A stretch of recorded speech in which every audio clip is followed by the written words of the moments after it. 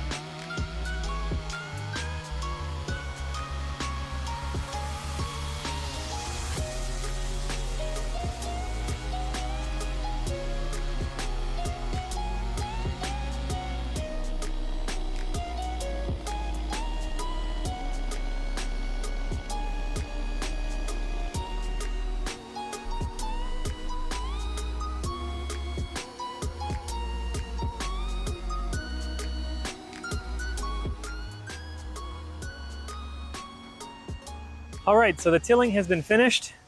And what I did here on the front end was I tried to do a second set of tilling where I pulled most of the debris and soil to the front. That way I can go through with the shovel and the wheelbarrow and in an easier way pick it all up off so that I can be transported over to the pile behind me.